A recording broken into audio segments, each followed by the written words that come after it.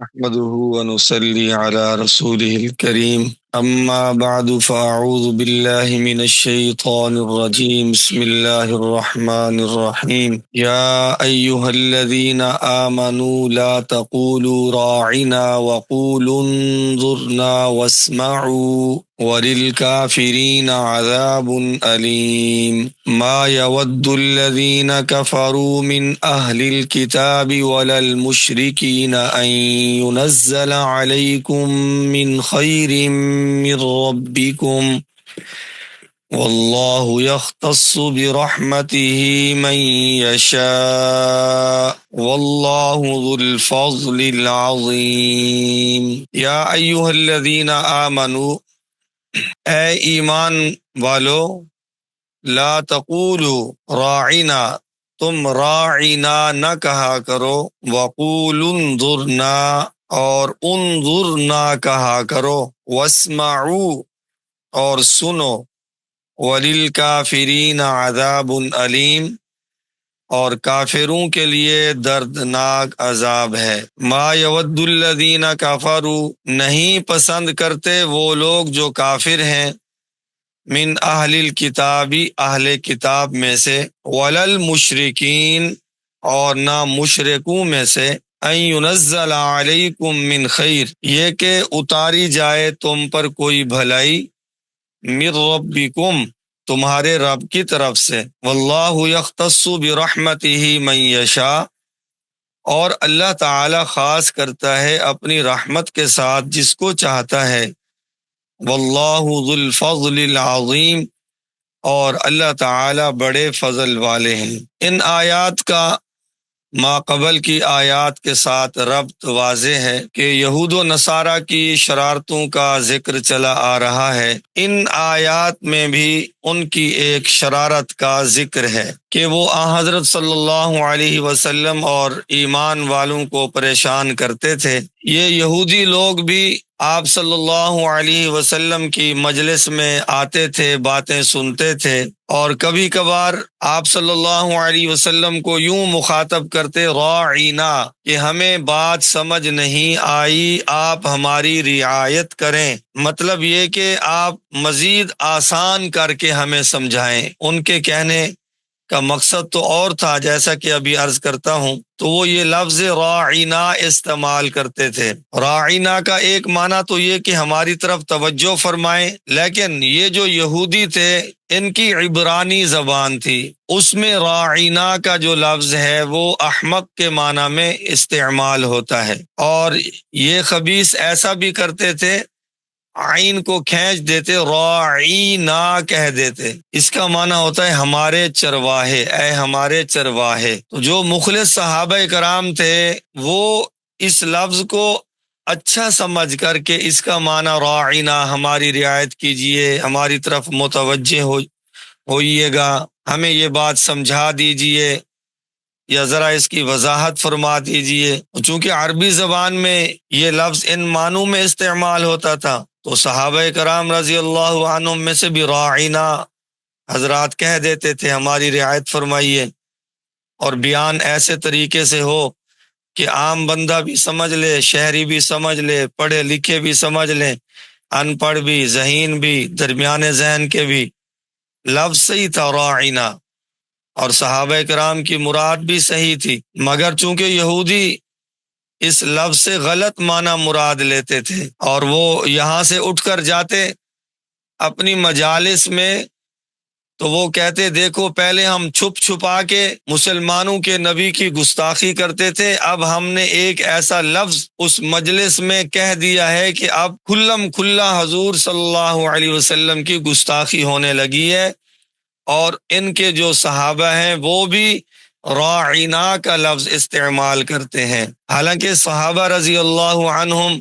راعینا دوسرے صحیح معنی کو ذہن میں رکھ کر استعمال فرماتے تھے، اور یہ یہودی اپنی عبرانی زبان والا جو لفظ ہے جس کا معنی احمق بنتا ہے، یہ خبیث اس نیت سے استعمال کرتے تھے۔ تو اللہ تبارک و تعالی نے یہ آیات نازل فرمائیں اور حضرات صحابہ رضی اللہ عنہم کو روک دیا کہ لفظ راعینا استعمال نہ کیجیے، اگرچہ اس کا معنی صحیح ہے، لیکن تمہارے دشمن یہودی وہ اس کو ایک اور معنی میں استعمال کرتے ہیں جو ہمارے نبی صلی اللہ علیہ وسلم کی گستاخی پر مشتمل ہے۔ یہ یہود تمام انبیاء کے گستاخ ہیں، حتیٰ کہ حضرت موسیٰ علیہ الصلاۃ والسلام جن کو یہ اپنا نبی کہتے ہیں ان کے بھی یہ گستاخ ہیں۔ یہودی جب آپ صلی اللہ علیہ وسلم کے پاس آتے تو جلدی سے یوں کہتے السلام علیکم، سین کے ساتھ لام نہیں ملاتے تھے، السلام علیکم، اس کا معنی ہے تم پر موت واقع ہو، جبکہ السلام علیکم کا معنی ہے تم پر رب تعالی کی طرف سے سلامتی ہو۔ اسی طرح چلاکی سے یہ حرکت بھی کرتے تھے کہ ایک دفعہ آپ صلی اللہ علیہ وسلم اپنے کمرے میں موجود تھے، حضرت عائشہ رضی اللہ تعالی عنہ پردے کے پیچھے تھیں، ایک یہودی نے دروازہ کھٹکھٹایا، آپ صلی اللہ علیہ وسلم نے اس کو اندر آنے کی اجازت دی، اس آدمی نے آتے ہی کہا السلام علیکم، یعنی اپنی شرارت کے مطابق یہ جملہ بولا کہ تم پر موت واقع ہو۔ حضرت عائشہ رضی اللہ تعالی عنہ یہ برداشت نہ کر سکیں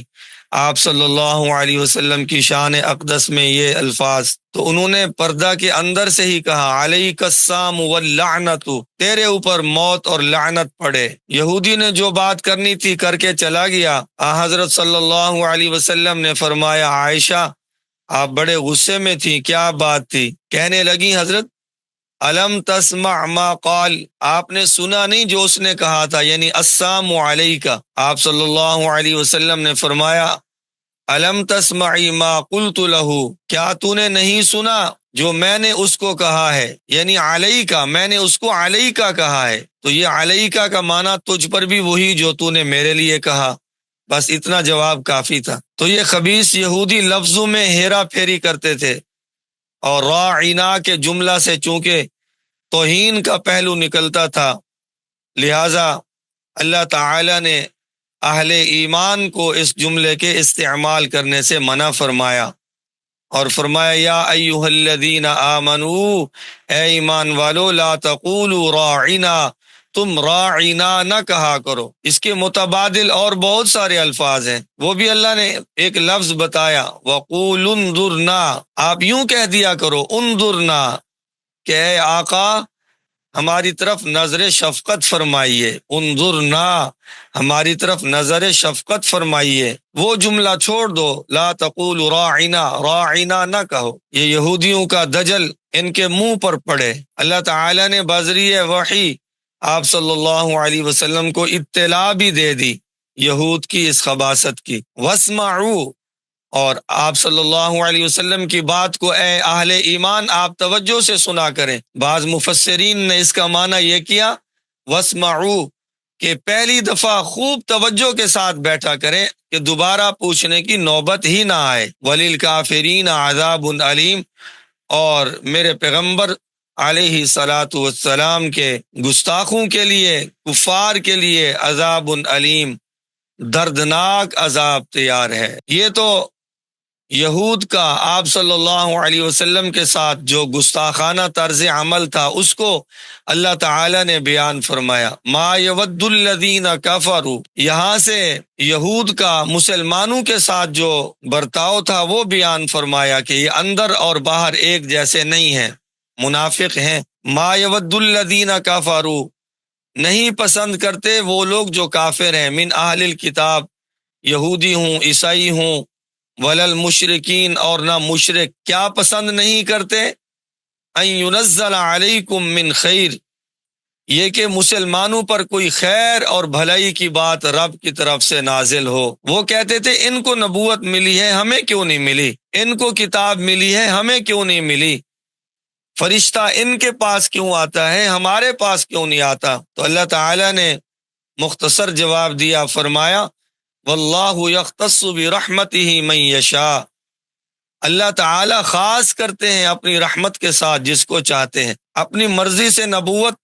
کسی کو نہیں مل سکتی، نبوت کسبی نہیں ہے بھئی، ایک فرق سمجھ لیں، ایک ہوتی ہے ولایت، ایک ہوتی ہے نبوت۔ ولایت اپنی محنت کے ساتھ مل سکتی ہے، یعنی ایک آدمی نماز پڑھے اہتمام کے ساتھ، روزہ رکھے، زکوٰۃ دے، قرآن کی تلاوت کرے، اللہ تعالیٰ کے تمام احکامات پر عمل کرے، جن چیزوں کا اللہ نے حکم دیا وہ ان پر عمل کرے، اور جن چیزوں سے اللہ تعالیٰ نے منع فرمایا ان سے پرہیز کرے، تو یہ اللہ کا ولی بن جائے گا۔ کسبی ہے، یعنی اپنی محنت کے ساتھ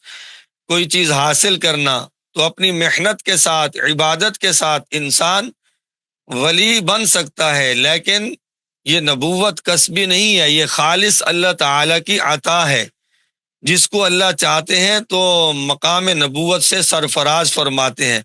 اس میں کوئی بندہ اپنی محنت کے ساتھ نبی نہیں بن سکتا۔ تو اللہ تعالیٰ فرماتے ہیں اللہ جس کو چاہتے ہیں اپنی رحمت کے ساتھ خاص کرتے ہیں اور اسے نبوت عطا فرماتے ہیں۔ واللہ ذو الفضل العظیم، اور اللہ تبارک و تعالی بڑے فضل والے ہیں۔ تو ان آیات میں اللہ تعالیٰ نے اہل ایمان کو منع فرمایا آپ صلی اللہ علیہ وسلم کے لیے ایسے الفاظ استعمال کرنے سے جو یہود کے نزدیک گستاخی پر مشتمل ہوں۔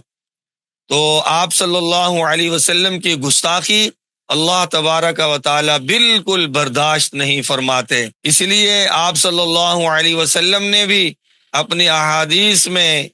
یہ مسئلہ واضح فرمایا ہے کہ انبیاء علیہم الصلاۃ والسلام کی گستاخی کرنے والے کی سزا یہ ہے کہ اس کا سر تن سے جدا کر دیا جائے۔ اللہ تبارک و تعالی ہمیں اپنے پیارے نبی صلی اللہ علیہ وسلم کی اتباع کی توفیق عطا فرمائے۔ یہاں پر آخر میں ایک بات عرض کر دیتا ہوں، یہاں پر ابھی آپ نے سنا یہود السلام علیکم کہتے تھے، تو مسلمانوں کے لیے بھی یہ بات توجہ طلب ہے کہ ہم میں سے بہت سارے لوگوں کو سلام کرنے میں الفاظ صحیح استعمال کرنے نہیں آتے۔ السلام علیکم بعض کہتے ہیں، السلام علیکم کہتے ہیں، یا السلام علیکم کہتے ہیں، یہ سب غلط ہیں بھی۔ صحیح تلفظ سن لیں اور اسی کے مطابق سلام کیا کریں۔ السلام علیکم ورحمۃ اللہ وبرکاتہ، السلام علیکم، میم کے اوپر پیش صاف کرنا ہے، علیہ نہیں کہنا بھی، علیہ غلط ہے، علیکم۔ السلام علیکم ورحمۃ اللہ وبرکاتہ، وعلیکم السلام ورحمۃ اللہ وبرکاتہ، یا وعلیکم السلام ورحمۃ اللہ وبرکاتہ۔ تو یہ ادائیگی ٹھیک طرح سے ہونی چاہیے،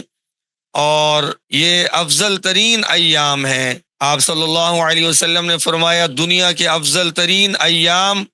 یہ ذو الحج کے 10 دن ہیں۔ تو تیزی کے ساتھ یہ دن گزرتے چلے جا رہے ہیں۔ آپ بھائیوں کو یاد دہانی ہے کہ ان دنوں میں کثرت کے ساتھ اللہ اکبر، اللہ اکبر، لا الہ الا اللہ، واللہ اکبر، اللہ اکبر، وللہ الحمد، بہت ہی کثرت کے ساتھ کہنا چاہیے۔ اٹھتے بیٹھتے، بازار میں آتے جاتے، جو بھی فرصت کا ٹائم ملتا ہے اور ہماری زبان اس ٹائم کوئی کام نہیں کر رہی ہوتی تو زیادہ سے زیادہ تکبیرات کہنی ہے اور نفل روزے کا اہتمام کرنا ہے۔ اللہ تعالی ہم سب کو عمل کی توفیق عطا فرمائے۔ وما علینا الا البلاغ المبین۔